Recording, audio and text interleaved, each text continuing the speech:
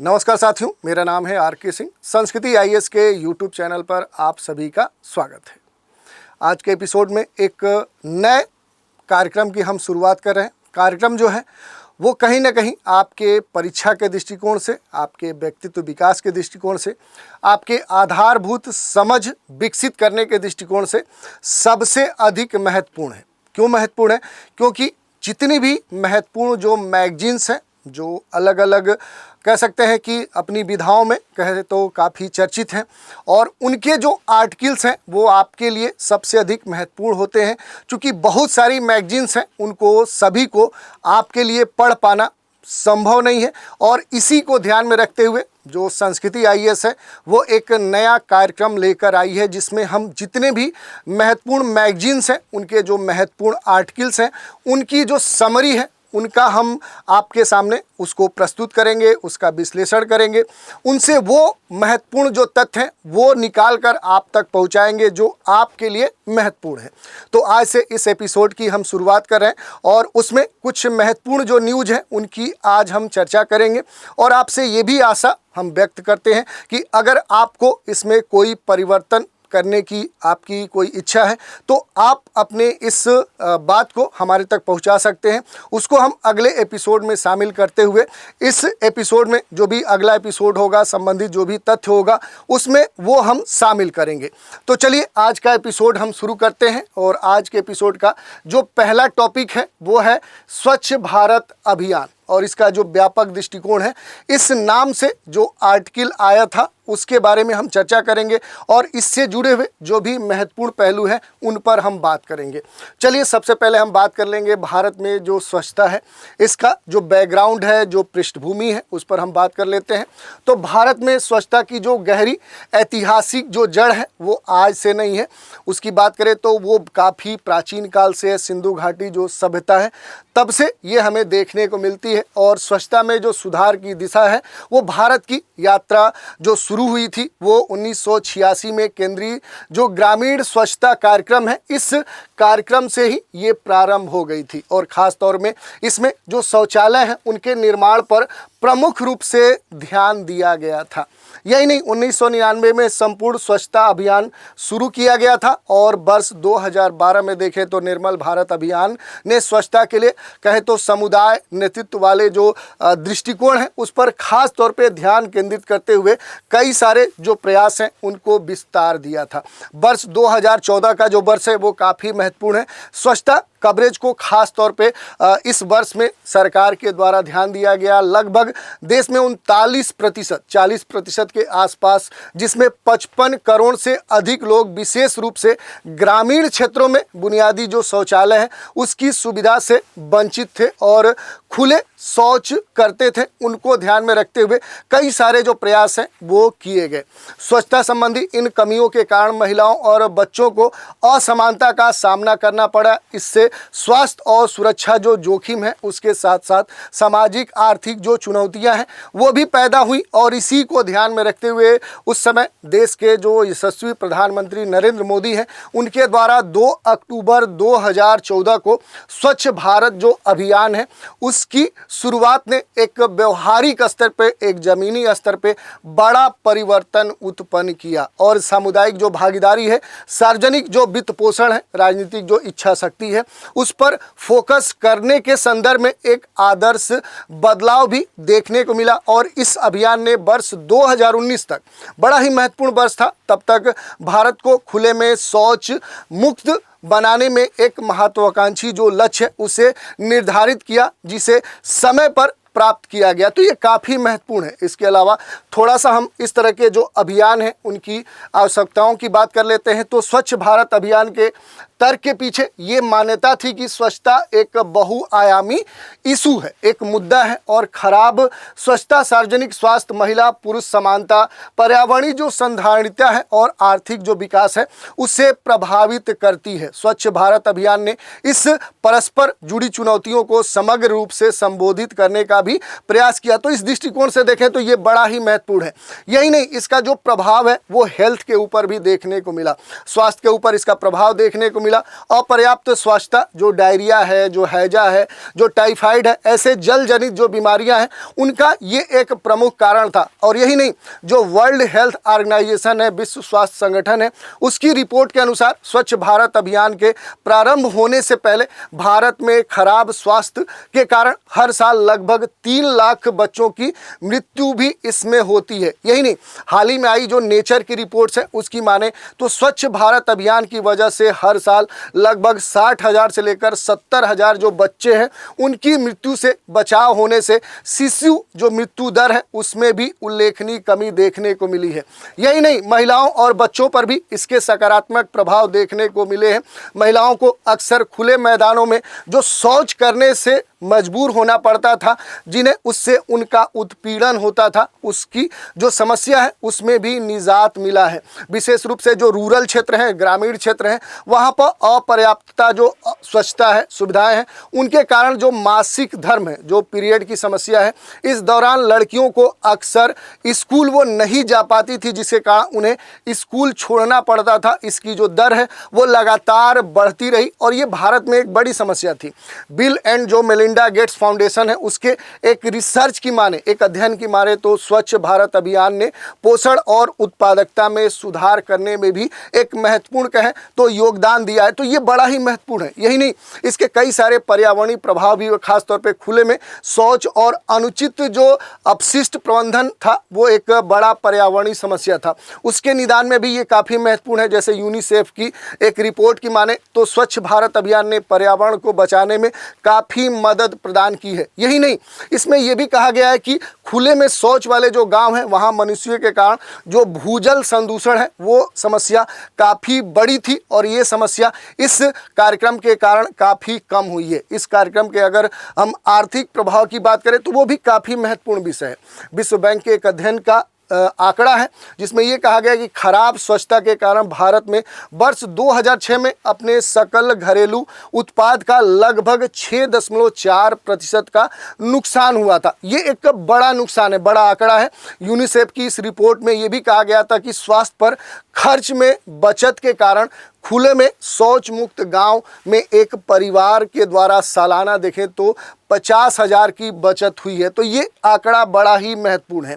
अब इसके साथ ही अगर हम बात कर लें कि आखिर ऐसे जो प्रभाव हुए उनसे क्या हमें मदद मिल सकती है, जैसे सतत विकास लक्ष्यों पर जो स्वच्छ भारत अभियान है, आखिर इसका क्या इम्पैक्ट देखने को मिला। तो देखिए, स्वच्छ भारत अभियान सतत विकास लक्ष्यों जो सस्टेनेबल डेवलपमेंट गोल है इसके साथ ही निकटता से जुड़ा हुआ है। विशेष रूप से सतत विकास लक्ष्य जो 6 है ये स्वच्छ जल और स्वच्छता से जुड़ा हुआ है, जिसका जो उद्देश्य है वो वर्ष 2030 का एक लंबा टारगेट है और इसमें ये रखा गया है कि सभी के लिए पानी के साथ स्वच्छता की उपलब्धता और सतत प्रबंधन सुनिश्चित करना होगा।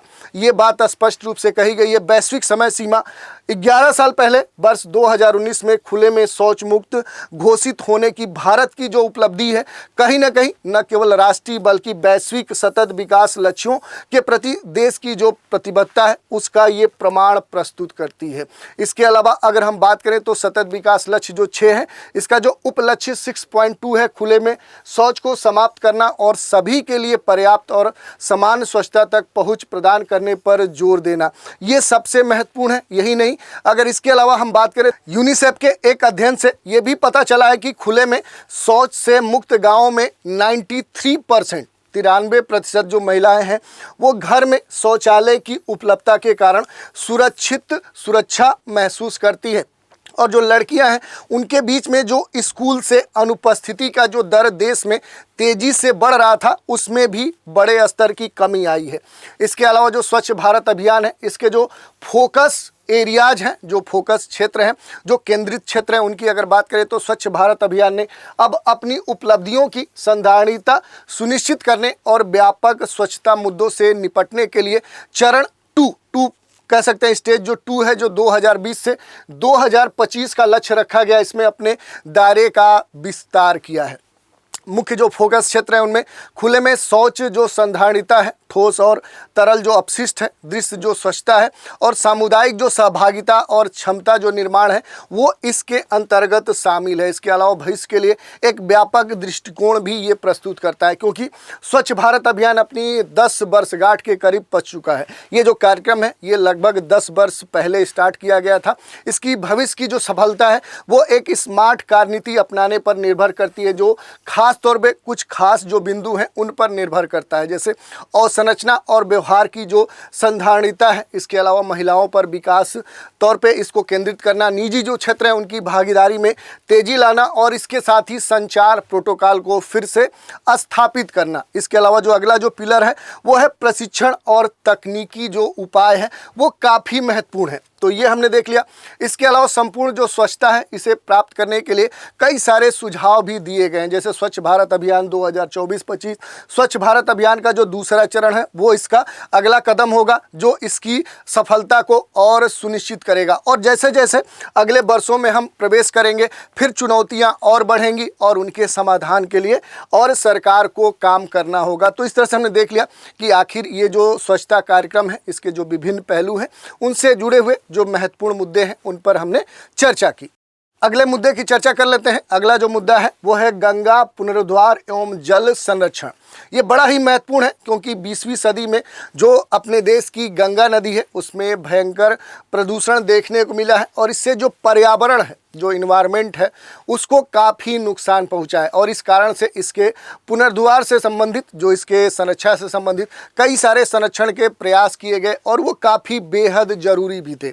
और इस चुनौती से निपटने के लिए जो सरकार है, जो भारत सरकार है, उसने विभिन्न स्वैच्छिक संगठनों की मदद ली और सरकार के विभिन्न जो वैज्ञानिक तरीके हैं और कार्यकर्ताओं के सहयोग से गंगा नदी के संरक्षण के लिए, उसकी सफाई के लिए कई सारे जो प्रयास है वो किए। और उन्हीं में से एक खास प्रयास था नमामि गंगे परियोजना, और इस परियोजना सहित अनेक कई सारे प्रयास किए और इसका जो उद्देश्य था वो कहीं न कहीं नदी को स्वच्छ करना और इसे फिर से जीवित करना। थोड़ा सा बात कर लेते हैं गंगा सांस्कृतिक और आध्यात्मिक भारत की जो धुरी है, आखिर ये बड़ा ही महत्वपूर्ण है, क्योंकि गंगा केवल हमारे देश में नदी ही नहीं है बल्कि भारत की संस्कृति, भारत की सभ्यता का भी प्रतीक है।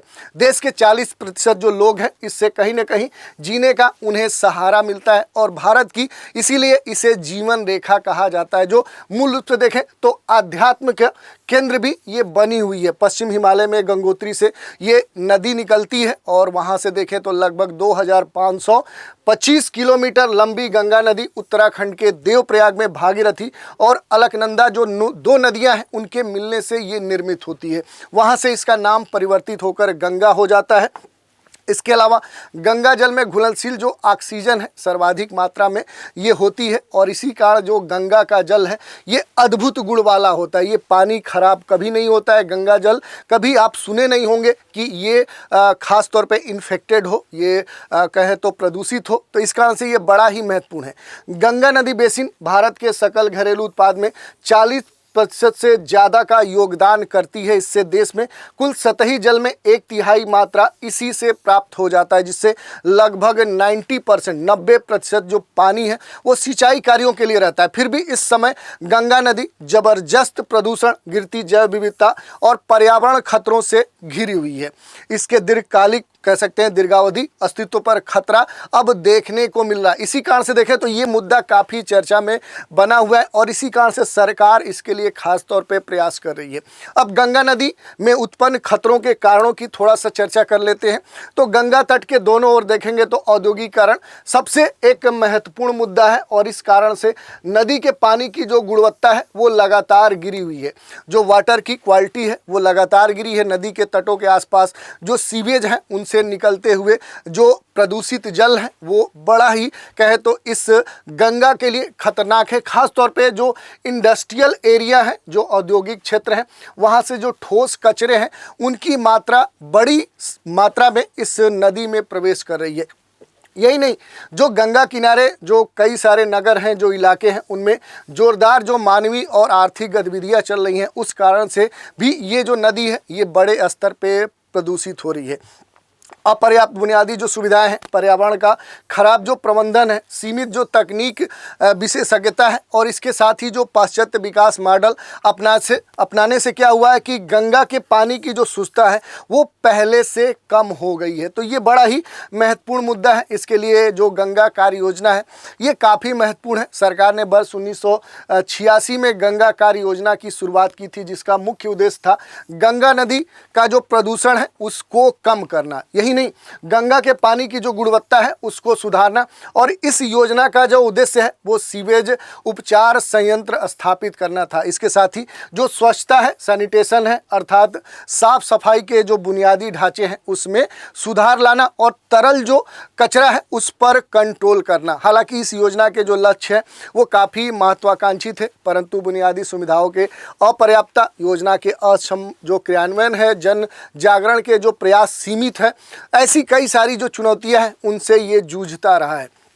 गंगा कार्य योजना का जो लक्ष्य था वो कहीं ना कहीं पानी की गुणवत्ता में सुधार लाना, प्रदूषण के जो स्रोत हैं उन पर नियंत्रण लगाना, अनुसंधान और विकास को बढ़ावा देना और जो नई तकनीक है, जो नई प्रौद्योगिकी है उसको अपनाते हुए जैव विविधता को पहले से और बेहतर बनाना। इसके अलावा इस योजना के पहले चरण में ये कहा गया कि लगभग 452 करोड़ रुपए के साथ ही संसाधन पर्याप्त न होने के कारण इसका जो अगला चरण था वो वर्ष 1993 से 1996 में लागू करना पड़ा और इसमें भारत की अन्य नदियों को भी जोड़ लिया गया ताकि उनको भी पुनर्जीवित किया जा सके। इसके बाद में राष्ट्रीय नदी संरक्षण योजना के अंतर्गत अन्य नदियों को भी इसमें जोड़ लिया गया। तो ये बातें काफ़ी महत्वपूर्ण हैं। इसके अलावा अगले प्रयास में देखें तो जो नमामि गंगे स्वच्छ गंगा मिशन है ये सबसे महत्वपूर्ण हो जाता है। शुद्धता की दिशा में एक बड़ा ही महत्वपूर्ण प्रयास है। गंगा में जो प्रदूषण है उसके रोकने और गंगा बेसिन का पुनर्द्वार करने के उद्देश्य से सरकार ने वर्ष 2014 में नमामि गंगे जो मिशन है उसे और वर्ष 2016 में राष्ट्रीय गंगा नदी परिषद जो पुनर्द्वार संरक्षण और प्रबंधन है उसकी स्थापना की।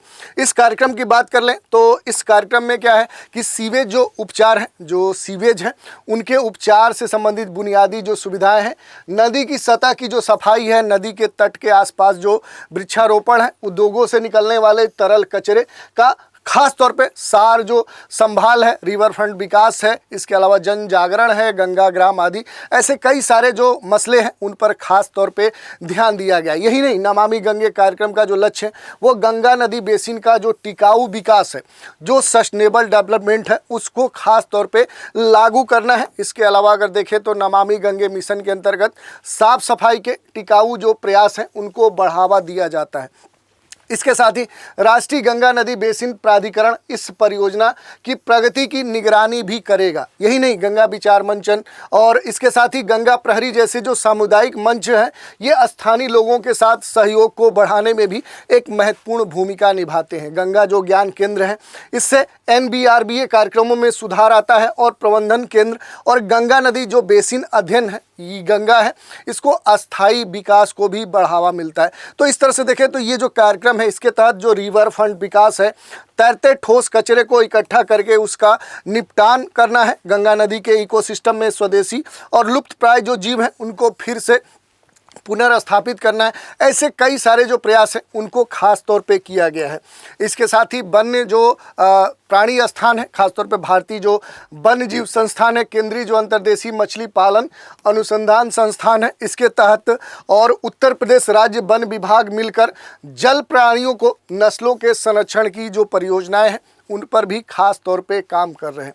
और इस कार्यक्रम के तहत जन जागरण के जो प्रयास हैं, उद्योगों के तरल कचरे का जो प्रबंधन है, गंगा नदी की निकासी की जो व्यवस्था है उसके पास देखें तो अगल बगल जो विभिन्न क्षेत्र हैं, खास तौर पे जो ग्राम पंचायतें हैं उनको बनाने पर खास तौर पे ध्यान दिया गया है।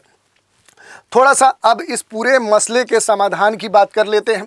तो गंगा नदी का जो पुनर्द्वार है अत्यंत दुष्कर है क्योंकि इसका सामाजिक, आर्थिक और सांस्कृतिक महत्व बहुत ही ज़्यादा है। इसके साथ ही इसका दोहन भी लगातार किया जाता रहा है। इसका अगर बात करें तो व्यापक और बहुआयामी प्रयास को पहले कभी विश्व स्तर पे नहीं चलाया गया, जबकि अगर सफलता पाने की बात करें तो विभिन्न क्षेत्रों के बीच में निकट जो सामंजस्य है उसके और सहयोग जरूरी है और हर संबंध जो व्यक्ति है उसको इसमें शामिल करना भी आवश्यक है। तो ये इस मामले में काफ़ी महत्वपूर्ण है। इसके साथ ही अगर बात करें तो कई सारी बातें हैं, जैसे गंगा जैसी विशाल नदी को जिसके आसपास इतनी घनी आबादी रहती है, साफ करने के लिए बड़ी धनराशि की आवश्यकता होती है। इसके लिए ये कहा गया है कि इसके लिए सरकार को कई सारे प्रयास करने चाहिए। इसके लिए जो विभिन्न अंतर्राष्ट्रीय स्तर पे जो कह सकते हैं संस्थाएं काम करती हैं उनका भी सहयोग लेना चाहिए। साथ ही अपने देश में भी इसके ऊपर काम करने के लिए जो भी संभव प्रयास हो सकते हैं उन पर खास तौर पे ध्यान देना चाहिए। ये अलग बात है कि सरकार का मुख्य जो जोर है वो सीवेज इंफ्रास्ट्रक्चर है उसको तैयार करने पर है, परंतु नागरिकों खास तौर पे नदी क्षेत्र में रहने वालों का जो दायित्व है वो ये है कि पानी की खपत पूरी किफ़ायत से करें और कोशिश करें कि इसमें कचरा कम से कम पहुंच पाए। तो ये इनकी जिम्मेदारी मानी गई है। इसके अलावा पानी को कुशलतापूर्वक फिर से इस्तेमाल करने और उसे रिसाइकिल करने पर विशेष ध्यान देने की बात कही गई है। तो ये बड़ा ही महत्वपूर्ण मुद्दा है। तो ये हमने टॉपिक देख लिया। अगला जो टॉपिक है वो भी काफ़ी महत्वपूर्ण है। अगला जो टॉपिक है वो है भवन निर्माण एवं मलबा निपटान हेतु जो चक्री अर्थव्यवस्था है। ये कई सारे जो मैगजीन्स थे उनमें ये चर्चा का विषय बना था, ये प्रमुख रूप से प्रकाशित हुआ था। तो इसके बारे में भी हम इसको शामिल करते हैं और देखते हैं कि क्यों ये चर्चा में था। क्योंकि वर्ष 2014 जो था ये काफ़ी महत्वपूर्ण था। वर्ष 2014 में शुरू की गए भारत सरकार के जो स्वच्छ भारत मिशन है उसने अस्थाई जो अपशिष्ट प्रबंधन है उसके माध्यम से एक स्वच्छ, स्वस्थ और अधिक सुंदर भारत के बनाने का एक लक्ष्य रखा था। और अस्थाई जो अपशिष्ट प्रबंधन है उसमें अपशिष्ट उत्पादन को कम करना, उत्पाद की जीवन अवधि को बढ़ाना, अपशिष्ट को संसाधनों में बदलना, अपशिष्ट से ऊर्जा और जो भी सामग्री है उसे पुनः प्राप्त करना और फिर अवशेषों का सुरक्षित और पर्यावरण के अनुकूल निपटान करना इसमें शामिल किया गया था। ये वास्तव में एक चक्रीय अर्थव्यवस्था के सिद्धांत पर आधारित था। इसके अलावा अगर हम बात कर लें तो रैखिक और चक्रीय जो आर्थिक प्रणाली है वो काफ़ी महत्वपूर्ण है, क्योंकि दशकों से हम रैखिक आर्थिक प्रणाली का अनुसरण कर रहे हैं जो टेक मेक वेस्ट मॉडल पर आधारित है। और इस पद्धति में उत्पादों के निर्माण के लिए पर्यावरण के कच्चे माल और संसाधनों को निकाला जाता है। ये काफ़ी महत्वपूर्ण है। इसके अलावा इन उत्पादों का उपभोग किया जाता है और अंत उपयोगिता खत्म होते ही अंत में कचरे के रूप में त्याग दिया जाता है। यही नहीं, ये दृष्टिकोण दीर्घकालिक नहीं है, क्योंकि ऐसा माना जाता रहा है कि इसमें प्रचुर मात्रा में संसाधनों की उपलब्धता रहती है। हालांकि ये भी कहा गया है कि जनसंख्या और शहरीकरण में वृद्धि के साथ ही वस्तुओं और सेवाओं की जो मांग है उसमें काफ़ी वृद्धि हुई है। थोड़ा सा बात कर ले रैखिक जो आर्थिक प्रणाली है इसको जारी रखने से संसाधनों की कमी, पर्यावरण जो क्षरण है, जैव विविधता की जो हानि है, अपशिष्ट की जो समस्या है उसका और से मात्रा बढ़ा हुआ है। ये अलग बात है कि संसाधनों के निष्कर्षण और उत्पादों के निर्माण के दौरान भारी मात्रा में अपशिष्ट उत्पादन होता है। ये महत्वपूर्ण विषय है। और ये जो अपशिष्ट है कहीं ना कहीं लैंडफिल और जो भस्म है या फिर जो डंप साइट है उसमें या फिर प्राकृतिक वातावरण में चला जाता है, ये इंटर कर जाता है और इस कारण से पर्यावरण क्षरण, खतरनाक स्वास्थ्य समस्याएं भी पैदा करता है। तो ये कई सारे मुद्दे हैं जिन पर हम बात कर सकते हैं। हालांकि जो चक्रीय अर्थव्यवस्था है एक ऐसी आर्थिक प्रणाली है जो उत्पादों और सामग्रियों को यथासंभव लंबे समय तक उपयोग में रखकर अपशिष्ट को कम करने और इसके साथ ही प्रदूषण को नियंत्रित करने पर भी ध्यान केंद्रित करती है। तो ये बड़ा ही महत्वपूर्ण है। इसके अलावा यह एक बंद लूप प्रणाली भी है। आप समझ सकते हैं कि लूप प्रणाली क्या होती है। ओपन सिस्टम हो सकता है, क्लोज सिस्टम होता है। तो बंद लूप प्रणाली है जो विशुद्ध संसाधनों के उपयोग को कम करती है और सामग्रियों के पुनः उपयोग और पुनर्जो चक्रण है, रिसाइकिल की जो प्रक्रिया है उसको अधिकतम करती है। तो इस कारण से ये काफ़ी महत्वपूर्ण है। चक्रीय अर्थव्यवस्था आर्थिक विकास के लिए एक समग्र दृष्टिकोण अपनाकर सतत विकास को सुनिश्चित करती है। तो ये हमारे लिए महत्वपूर्ण है। पूरी तरह से देखें तो चक्रीय अर्थव्यवस्था में उत्पादों और औद्योगिक प्रक्रियाओं को इस तरह से डिजाइन किया जाता है, स्ट्रक्चर्ड किया जाता है कि अपशिष्ट को, जो वेस्ट है, उसे कम से कम किया जाता है और संसाधनों का जो उपयोग है वो निरंतर फ्लो में बना रहता है, उसका प्रवाह बना रहता है। इससे ये सुनिश्चित हो जाता है कि अपरिहार्य जो अपशिष्ट हैं या जो अवशेष हैं उनको पुनर्चक्रित या पुनः प्राप्त नहीं किया जाए। तो ये बड़ा ही महत्वपूर्ण है। अब भारत के निर्माण में क्षेत्र का जो महत्व है उसकी हम बात कर लेते हैं कि भारत में जो निर्माण क्षेत्र है उसका आखिर महत्व क्या है। तो वैश्विक निर्माण जो उद्योग है, संसाधन है, कच्चे जो माल है, इनका सबसे बड़ा उपभोक्ता है और भारत में निर्माण कुल सामग्री का जो मांग है उसका लगभग 20% है। तो आप समझ सकते हैं कि ये आंकड़ा जो है ये काफ़ी बड़ा आंकड़ा है। और भारत सरकार के द्वारा जो स्मार्ट सिटी मिशन है, औद्योगिक जो गलियारे हैं उनका विकास किया जा रहा है, स्वच्छ भारत मिशन है, 500 अमृत जो शहर है, ऐसी कई सारी जो शहर नवीकरणीय योजनाएं हैं, ऐसी पहलों से जो शहरी बुनियादी ढांचा है उसके निर्माण में निवेश में तेजी लाई जा सकती है। यही नहीं, वैश्विक औसत के अनुरूप देखें तो निर्माण और विध्वंस जो कार्य हैं संबंधी जो अपशिष्ट महत्वपूर्ण हो जाते हैं। भारत के कुल ठोस अपशिष्ट का लगभग 1/3 है, कह सकते हैं कि लगभग 30% से अधिक है। और नगर जो पालिकाएं हैं, नगर पालिकाओं का जो ठोस अपशिष्ट है वो लगभग 1/4 उत्पन्न करता है। इसी कारण से आर्थिक क्षेत्र जो है वो औद्योगिक जो गलियारे हैं, पुनर्विकास पुनर्वास जो कार्य हैं, उनके विकास के अलावा मरम्मत और नवीकरणीय और CND जो अपशिष्ट है उसकी मात्रा का योगदान करते हैं। और भारत इन सामग्रियों के उपयोग को, खासकर इन सामग्रियों के मूल्य के साथ साथ आर्थिक और पर्यावरणीय जो लाभ है उनका अनुभव भी प्राप्त कर सकता है। तो ये बड़ा ही महत्वपूर्ण विषय है। निर्माण और विध्वंस अपशिष्ट की बात करें, इनकी जो संरचना है, इनका जो स्ट्रक्चर है वो हमारे लिए काफ़ी महत्वपूर्ण हो सकता है। भारत में CND अपशिष्ट का औसत उत्पाद प्रति वर्ष लगभग 12 मिलियन टन है, यानी देश में कुल नगर पालिका के जो ठोस अपशिष्ट है उसका उत्पादन का लगभग आप देखेंगे तो 1/4 ये उत्पादन है। विभिन्न निर्माण प्रथाओं के कारण उत्पन्न जो CND है अपशिष्ट के घटक हैं, उनकी जो मात्रा है वो शहर दर शहर, एक शहर से दूसरे शहर में देखेंगे तो वो अलग अलग होती है, क्षेत्र दर भी अलग अलग होती है। जो अलग अलग ब्रिक्स हैं, जो ईंटें हैं, टाइल्स हैं, जो लकड़ियां हैं, धातु है, इनके पुनः उपयोग या पुनर्चक्रण के लिए बेची जाती हैं। शेष सामग्री जो है वो आमतौर पे लैंडफिल में पहुंच जाती है। तो इस तरह से ये हम देख सकते हैं। इसके अलावा अगर बात करें तो निर्माण क्षेत्र में CND अपशिष्ट प्रबंधन में जो चक्रीय व्यवस्था है, अर्थव्यवस्था की जो भूमिका है, उपभोग और एक रैखिक मॉडल अब अस्थायी नहीं है। क्यों नहीं है?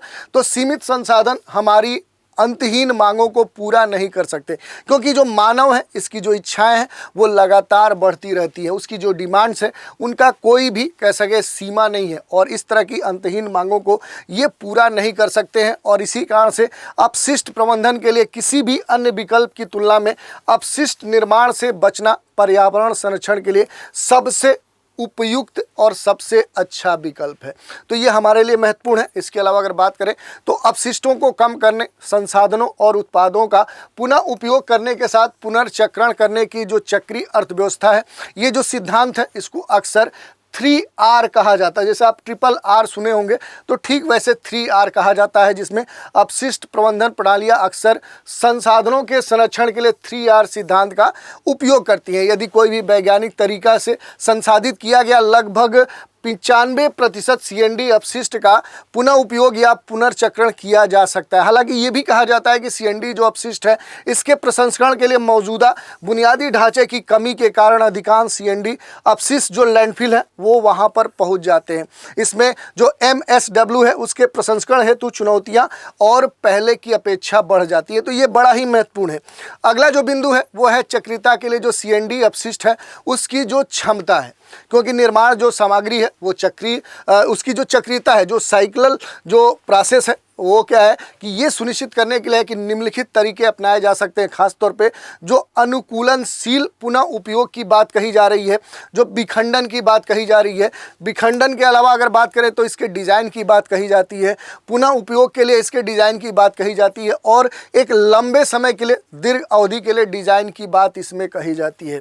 यही नहीं, CND अपशिष्ट प्रबंधन में पूरा जो पूर्ण चक्रियता है तभी प्राप्त की जा सकती है जब एक अस्थायी और व्यापक जो कार्यनीति है, जो योजना है वो तैयार कर ली जाए और विभिन्न चरणों में इसका जो निर्माण है, जो परियोजना के जीवन चक्र है वो लागू कर दिए जाएं। जिसके तहत अगर बात करें तो जो नियोजन के चरण हैं, खासतौर पे जो परियोजनाएं हैं उनका वैल्यूएशन किया जाए, उनका मूल्यांकन किया जाए, निर्माण पूर्व जो गतिविधियां हैं उनके दौरान भी ये बातें देखी जाए। यही नहीं, निर्माण के जो चरण है उसको ध्यान में रखा जाए, संचालन, मरम्मत और रख रखाव के जो चरण हैं वो संरचना के पूरे उसके जीवन काल में उपलब्ध हो। यही नहीं, विघटन के जो चरण है, CND अपशिष्ट का जो संग्रह है, प्रसंस्करण है, जो पुनर्चक्रण है, उस पर भी खास तौर पे ध्यान दिया जाए। यही नहीं, पुनर्चक्रित उत्पादों का जो उत्पादन है, आगे का जो निर्माण है, उस पर भी खास तौर पे ध्यान दिया जाए।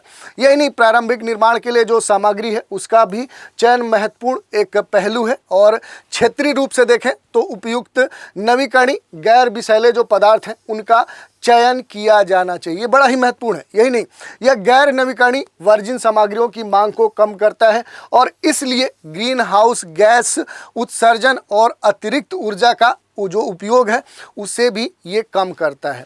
ये जो प्रौद्योगिकियाँ जो इमारतें हैं उनको सामग्री बैंकों के रूप में भी उपयोग करने में मदद करती है।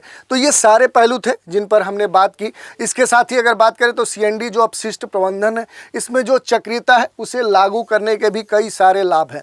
जैसे लाभों की बात करें तो आर्थिक और महत्वपूर्ण रूप से सामाजिक लाभ है। इससे कई सारे जो लाभ हैं वो हमें प्राप्त हो सकते हैं। पर्यावरणीय जो लाभ हैं वो हमें प्राप्त हो सकते हैं। इसके साथ ही देखें तो इसके अन्य जो इनसे अलग अलग क्षेत्रों से जुड़े हुए जो लाभ हैं वो भी हमें प्राप्त हो सकते हैं। तो इस तरह से जो पर्यावरणीय लाभ हैं, आर्थिक लाभ हैं, सामाजिक लाभ हैं, इस तरह के जो लाभ हैं, सामाजिक लाभ हैं, तो ये हमारे लिए महत्वपूर्ण है। अब इसमें अगर हम कंक्लूजन निकालें, निष्कर्ष निकालें, तो निर्माण क्षेत्र में जो चक्रीय अर्थव्यवस्था है उसके शुरुआत होने से कच्चे माल की जो खपत है उसमें कटौती करने और अपशिष्ट जो पदार्थ हैं उनको कम करने में नवाचारों के लिए अवसर सृजित हुए हैं। यही नहीं, चक्रीय अर्थव्यवस्था के जो सिद्धांत हैं उनका पालन करके भवन निर्माण और अवसंरचना का विकास करने से लंबे समय तक जो संसाधन है वो अप्रभावी प्रणालियों के अपनाने से भी बचा जा सकता है। तो ये काफ़ी महत्वपूर्ण है। तो ये टॉपिक हमने देख लिया। चलिए अगला टॉपिक देख लेते हैं। अगला टॉपिक भी काफ़ी महत्वपूर्ण है और किस क्षेत्र से जुड़ता है तो ये ग्रामीण स्वच्छता से जुड़ता है। और ग्रामीण स्वच्छता हेतु जो स्मार्ट ग्रिड और नवीकरणीय ऊर्जा है उससे जुड़ा हुआ टॉपिक है। कई सारे जो मैगजीन्स थे, जो पत्रिकाएं थी, उसमें ये प्रमुख रूप से प्रकाशित किया गया था। तो थोड़ा सा इसके बारे में हम बात कर लेते हैं। अगर बात करें कि ये चर्चा में क्यों था, तो ग्रामीण क्षेत्रों में निरंतर जो बिजली आपूर्ति है, जो इलेक्ट्रिसिटी है, उसकी जो सप्लाई है वो एक महत्वपूर्ण चुनौती बना हुआ है। यही नहीं, स्वच्छ जल की उपलब्धता के लिए अस्थायी जो बिजली है उसकी आपूर्ति भी सबसे महत्वपूर्ण है और इसकी पहुंच स्वच्छता के आंतरिक रूप से जुड़ी हुई है। स्मार्ट जो ग्रिड है, नवीकरणीय जो ऊर्जा है, एकीकरण है, कुशल ग्रामीण स्वच्छता है, उसके लिए ये एक अवसर भी पैदा करता है। तो इस कारण से ये काफ़ी महत्वपूर्ण है। इसके अलावा अगर हम स्मार्ट ग्रिड की बात करें, ये भी हमारे लिए महत्वपूर्ण हो जाता है क्योंकि ये एक ऐसा विद्युत ग्रिड है जो स्वचालन, संचार और IT प्रणालियों सहित सक्षम है, जो उत्पादन से लेकर उपभोग बिंदु तक बिजली प्रवाह की जो निगरानी है उसे सक्षम बनाता है, बिजली प्रवाह को कंट्रोल करता है, वास्तविक समय में उत्पादन के अनुसार जो लोड है उसको कम करता है। स्मार्ट जो ग्रिड समाधान है उपभोक्ता और नवीकरणीय जो ऊर्जा स्रोत हैं उनको एकीकृत करता है, संचरण और वितरण घाटे को कम करने में ये महत्वपूर्ण भूमिका निभाता है। यही नहीं, पीक लोड प्रबंधन और विश्वसनीयता बढ़ाने के साथ अतिरिक्त जो सुविधाएं हैं वो भी प्रदान करने में ये महत्वपूर्ण भूमिका निभाता है। इसके साथ ही अगर हम बात कर लें कि माइक्रो जो ग्रिड है ये हमारे लिए महत्वपूर्ण होता है। तो ये क्या होता है, तो माइक्रो ग्रिड एक एकीकृत ऊर्जा और संचार प्रणाली है, कम्युनिकेशन सिस्टम है, जिसमें परस्पर जुड़े हुए जो लोड्स हैं, जो वितरित ऊर्जा है, उसके सोर्स शामिल होते हैं और यह आपातकालीन जो स्थिति है उसमें जो ग्रिड है उसके साथ अकेले या समानांतर मोड में काम कर सकता है। यही नहीं, माइक्रो ग्रिड का जो उत्पादन है उसके स्रोतों में जो सोलर है, जो सौर है, पवन है, माइक्रो टर्बाइन है या अन्य जो छोटे ऊर्जा स्रोत हैं उनको शामिल किया जाता है। इसके साथ ही अगर पेयजल की हम बात कर लें तो जल जीवन मिशन में भारत सरकार ने वर्ष 2024 तक ग्रामीण भारत के सभी घरों, व्यक्तिगत जो घरेलू नल कनेक्शन है उनके माध्यम से सुरक्षित और पर्याप्त पेयजल उपलब्ध कराने की एक परिकल्पना की थी, एक लक्ष्य निर्धारित किया था और इसके अनिवार्य तत्वों के रूप में सतत उपाय लागू किए जाने होंगे, ये बात कही थी। जैसे वर्षा जल संचयन है, भूजल का पुनर्भरण है, ग्रे वाटर प्रबंधन है, जल संरक्षण है। यही नहीं, ये जो पानी है, पानी के लिए एक समुदाय आधारित दृष्टिकोण भी था और इसके लिए आवश्यक है कि पानी की सभी जो प्राथमिकता है उसके साथ ही नागरिक जो है उनको पहले जन आंदोलन के रूप में इससे जोड़ा जाए।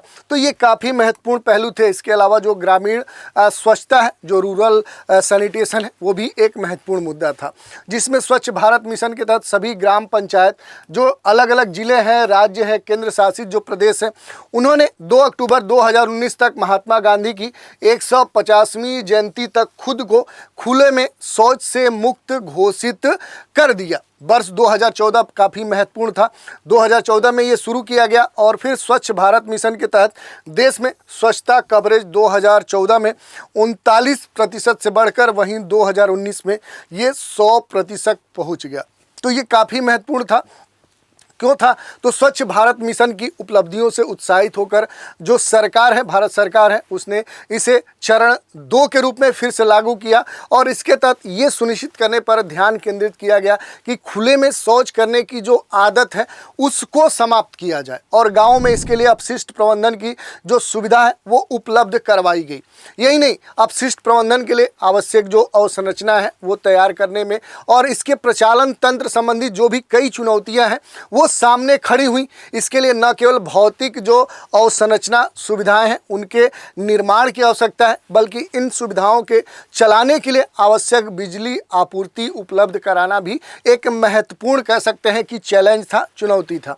और इसके समाधान के लिए कई सारे प्रयास किए गए, जैसे पीएम सूर्य घर जो मुफ्त बिजली योजना है, कहीं ना कहीं इसी के लिए एक प्रयास है, जिसमें अगर बात करें तो सोलर रूफ टॉप क्षमता की हिस्सेदारी बढ़ाने और आवासीय घरों को अपनी खुद की बिजली पैदा करने के लिए सशक्त बनाने के लिए भारत सरकार ने 29 फरवरी 2024 को पीएम सूर्य घर योजना शुरू की थी। और ये जो योजना है खास तौर पे इसके तहत आवासीय खंड में प्रत्येक स्थापना के लिए योजना दिशा निर्देशों के अनुसार राष्ट्रीय पोर्टल के माध्यम से संबंधित उपभोक्ता को केंद्रीय वित्तीय सहायता हस्तांतरित की जाएगी, ये बात कही गई थी। यही नहीं, इसमें यह भी कहा गया था कि शासकीय निकायों से यह भी अपेक्षा की जाती है कि वे प्रमुख हितधारकों अर्थात जो उपभोक्ता हैं, आवासीय जो कल्याण संघ है, डिस्काम है, बैंकिंग जो संस्थान है, स्थानीय जो ठेकेदार हैं और जो समुदाय के अलग अलग सदस्य हैं और उनको एक साथ लाएं ताकि रूफटॉप और सौर परियोजना को प्रभावी ढंग से बढ़ावा दिया जा सके, जमीनी स्तर पर इसे लागू किया जा सके और उनका प्रबंधन किया जा सके। तो ये बात कही गई थी। अगला जो बिंदु था वो था स्वच्छता और नवीकरणीय ऊर्जा, सैनिटेशन और रीन्यूएबल जो एनर्जी है उसकी बात आई। तो शौचालयों को हर समय स्वच्छ रखना और उन्हें उपयोग में रखना, मानव मल को मानव संपर्क से अलग रखना, ठोस और तरल जो अपशिष्ट है उसका उचित ढंग से प्रबंधन करना, स्वच्छता संबंधी जो विभिन्न पद्धतियां हैं उनका पालन करना और कुशल ग्रामीण स्वच्छता के जो मुख्य तत्व हैं वो सबसे बड़े प्रमुख बिंदु के रूप में सामने आए। यही नहीं, नवीकरणीय ऊर्जा विशेष रूप से सौर ऊर्जा, जल पंपिंग जो प्रणाली है, इसके संचालन के लिए स्मार्ट जो माइक्रो ग्रिड है उसके माध्यम से आवश्यक जो विश्वसनीय बिजली है वो प्रदान करने में बहुत उपयोगी है। और यही नहीं, सौर जो पीवी सिस्टम है, बिजली जो शुल्क है उस पर उनके जो व्यय हैं उनको ये बचा सकता है। यही नहीं, वितरण कंपनियों की तुलना में सौर जो बिजली है उसकी जो दर है वो भी कम की जा सकती है। यही नहीं, इसमें यह भी कहा गया कि जो अधिशेष बायोमास और जो अपशिष्ट है वो एक महत्वपूर्ण मुद्दा था और भारत का जो लक्ष्य है वो गैर जीवाश्म ईंधन आधारित जो ऊर्जा स्रोत हैं उनमें खास तौर पे 50% जो संचयी विद्युत शक्ति संस्थापित है वो करना है और वर्ष 2070 तक 2070 तक शुद्ध शून्य उत्सर्जन प्राप्त करना है। ग्रामीण क्षेत्रों में उपलब्ध जो अधिशेष बायोमास है, अन्य जो अपशिष्ट हैं, उनका जो उपयोग है वो बिजली उत्पादन के लिए किया जा सकता है और इसी को ध्यान में रखते हुए नवीकरणीय ऊर्जा और अपशिष्ट जो प्रबंधन लागत है उसमें कमी के साथ ही यह कई सारे जो सामाजिक पर्यावरणीय जो लाभ है वो भी प्रदान करता है, जैसे वायु हो सकता है, जल हो सकता है, भूमि हो सकता है, इनके प्रदूषण को भी कम करने में भी ये महत्वपूर्ण योगदान देता है। बिजली के अगर डिमांड की बात करें कि डिमांड डिमांड ऑफ जो इलेक्ट्रिसिटी है, ग्रामीण क्षेत्रों में बिजली की मांग न केवल मात्रात्मक रूप से कम है बल्कि विरल भी है, जिसके लिए पूंजी गहन बिजली जो वितरण नेटवर्क है उसकी स्थापना करने की आवश्यकता है। यही नहीं, सौर पीवी सिस्टम स्थापित करना और स्थानीय स्तर पे बिजली की आवश्यकताओं को पूरा करना वितरण नेटवर्क की मांग को कम कर सकता है। और इस संबंध में देखें तो कम क्षमता और यहाँ पर सौर पीवी सिस्टम वाले जो माइक्रोग्रिड ग्रामीण समुदाय हैं उनकी सहायता खास तौर पे कर सकते हैं। इससे हम निष्कर्ष क्या निकाल सकते हैं कि स्मार्ट ग्रिड को व्यापक नवीकरणीय ऊर्जा स्रोतों के साथ अगर इंटीग्रेट किया जाता है तो इस एकीकृत करने से ग्रामीण क्षेत्रों में जो स्वच्छता पहल है उसके लिए बिजली की आवश्यकताओं को पूरा करने के साथ ही एक महत्वपूर्ण अवसर भी प्राप्त होता है, जिसमें जल पंपिंग सिस्टम जो शौचालय है, सार्वजनिक जो स्थान है, यांत्रिक जो सफाई है, अपशिष्ट जो प्रबंधन है उसे इसके तहत शामिल किया जा सकता है। यही नहीं, नवीकरणीय ऊर्जा को अपनाना भविष्य के लिए सबसे महत्वपूर्ण बात है, ये आवश्यक भी है और इसका व्यापक जो उपयोग है, उपभोग है, वो ग्रामीण क्षेत्रों की जो ऊर्जा मांग है, जो डिमांड ऑफ एनर्जी है, उसको पूरा करने में भी मदद करेगा। और तभी हम वर्ष 2070 तक जो हमारा लक्ष्य कार्बन तटस्थता प्राप्त करने के देश के लक्ष्य का जो समर्थन है वो हम प्राप्त कर सकते हैं। तो ये हमारे लिए काफ़ी महत्वपूर्ण हो सकता है।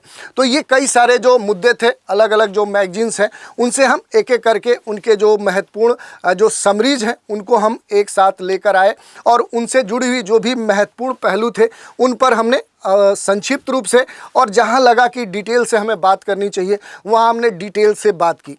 तो आज के एपिसोड में इतना ही। अगले एपिसोड में एक दूसरे मैगजीन से जुड़े हुए जो भी महत्वपूर्ण समरीज होंगी उनको हम एक साथ कंपाइल करके आपके लिए लेकर आएंगे। तो आज के एपिसोड में इतना ही। आप सभी हमारे साथ बने रहें, इसके लिए धन्यवाद।